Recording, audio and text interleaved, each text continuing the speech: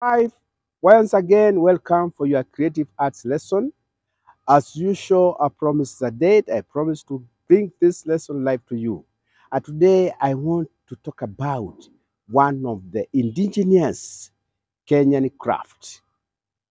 This is weaving technique. What is weaving? Weaving is done. How do we do weaving, boys and girls? Here is the answer. Weaving is done by passing threads over and under other threads on a loom. Weaving is done by passing threads over and under other threads on a loom. And then, what is this device we are calling a loom?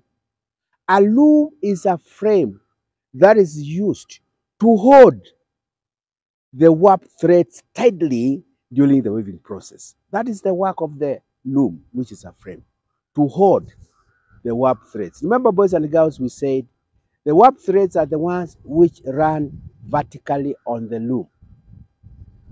Uh, when we talk about the sets of threads, we need to understand that the sets of threads used in weaving are not in weaving. You use two sets of threads, and these two sets of threads are the warp threads and the weft threads.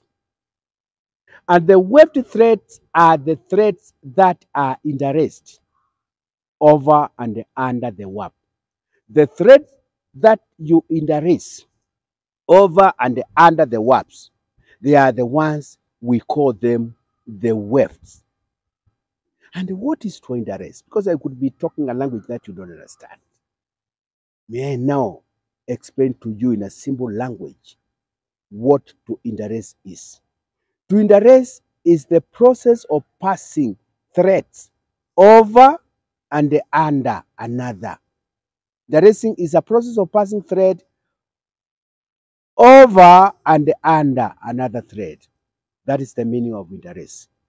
And remember this, boys and girls, in weaving technique, different items such as cloths, such as mats, such as curtains, and of course, those beautiful wall hangings you see in your sitting room can be made.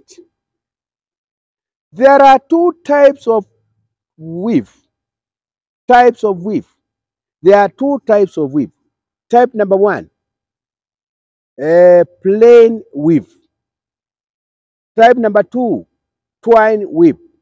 May I now say one or two words concerning plain weave?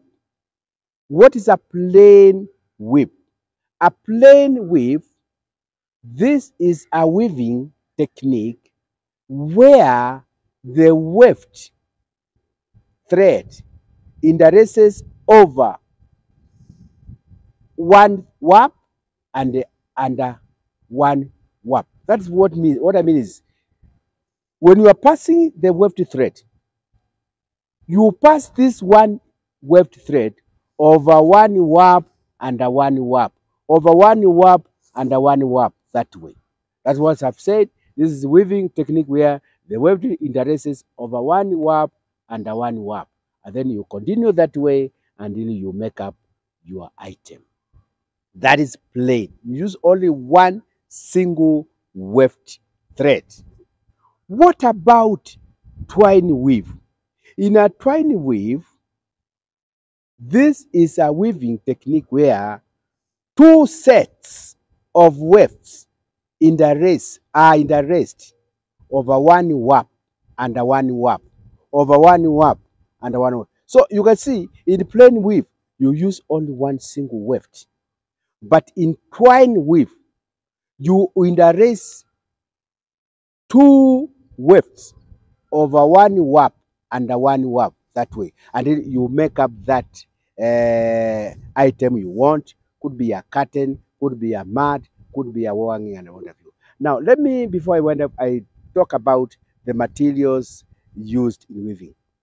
Materials used in weaving can either be the best materials to use in weaving. They are those ones which are flexible. What do I mean by flexible? Flexible means materials that are easy to bend And these materials which are used to bend include, they can bend, they can stretch. Examples of such flexible materials include grass, raffia, leaves, banana fibers, and of course, sisal, just to mention a few. And of course, don't forget cotton fibers. Of course, there are other materials that you can use for weaving, but these ones are the opposite of flexible, stiff materials. Some stiff materials that you can use also in weaving, but they must undergo preparation. These include bamboo, also maize stalks, also millet stalks, and of course, twigs of tree. And what's a twig?